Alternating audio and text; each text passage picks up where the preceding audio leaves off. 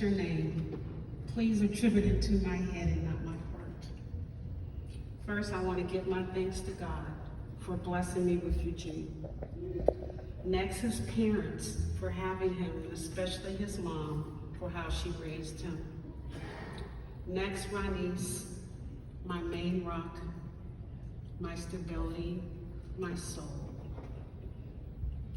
Danielle, Malia, Glenna, Monique, Robert, Donald, Art Carter, my second husband.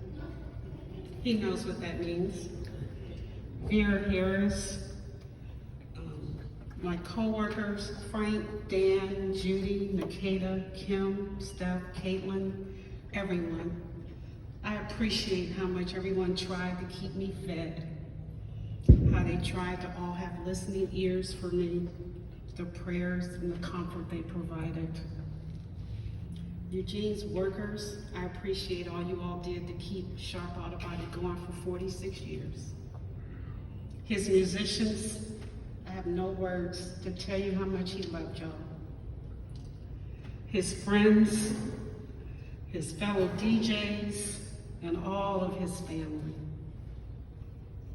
This journey with Eugene has been an awesome one.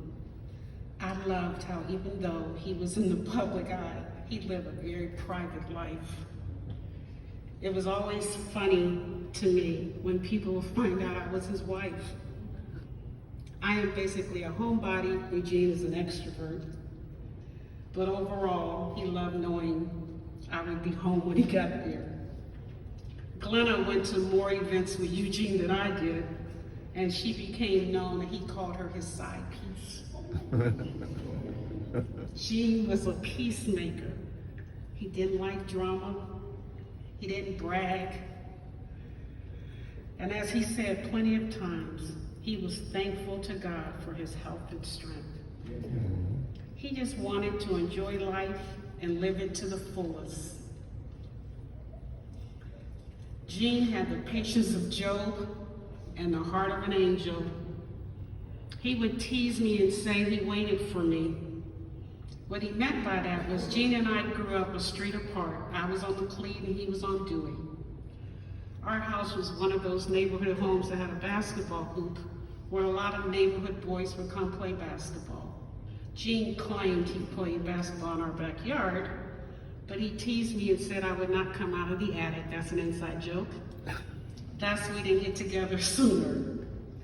But later in life, my godfather, John Peoples, reintroduced us, and we were attracted to each other from the beginning. What's funny is I thought he just worked at Sharp Auto Body. He didn't even let me know for a while that he actually owned Sharp Auto Body. But that just shows you how private he was, and he didn't brag about anything. One of the things I admired was even though he got offers to move his business to the suburb, he never considered moving his business from the south side of Youngstown. He was just an overall good man, a son, a gentleman. He even trained this one from the time he was 2 to be a gentleman, how to open doors for ladies. You remember all that? I appreciated that in Eugene. He was a wonderful husband. Yes, he got on my nerves, but he was a good husband. He spoiled me rotten, which is, we like that. He was a good father, grandpa, uncle, brother, brother-in-law, cousin, friend, a father figure, and a mentor. Yes, he was a talented, great painter, a body man, a bowler, skater, DJ, basketball player, singer, but overall, he was a true musician. He didn't try to be a musician, he was just it. He just did it, he lived it, he loved it. But Eugene's final journey was a sad one. In 23 into 24, Eugene's behavior started changing. We didn't know what was wrong with him. He insisted nothing except he would admit to forgetting to take his meds.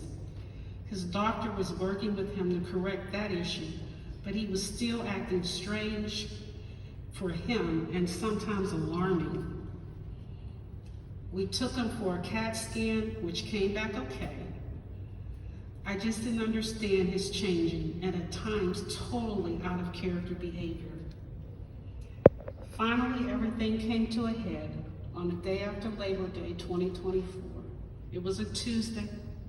He was sitting in the parking lot of Donnell's school, insisting he had to pick up Donnell. I had Glenna pick me up from work and take me to the school to get him. On the way there, I called his doctor, and he said to take him immediately to the emergency room. He remained in the hospital for a couple days, and they told us it was a case of mild dementia, and they sent him home. But Ronise and I truly believe God said, no, Gene is really sick. So in order to make us realize that, Gene had a severe seizure on that Monday, September 9th. And he had it in our basement with no one there but Donnell. So he was sent back to the hospital. And this time, while he was there, they did a spinal tap, which we found out later was the only way to diagnose Alzheimer's. It took them a couple of weeks to give us the results, but they called us from Cleveland Clinic, where he saw one of the top neurologists in the country, and they told us he had early onset Alzheimer's.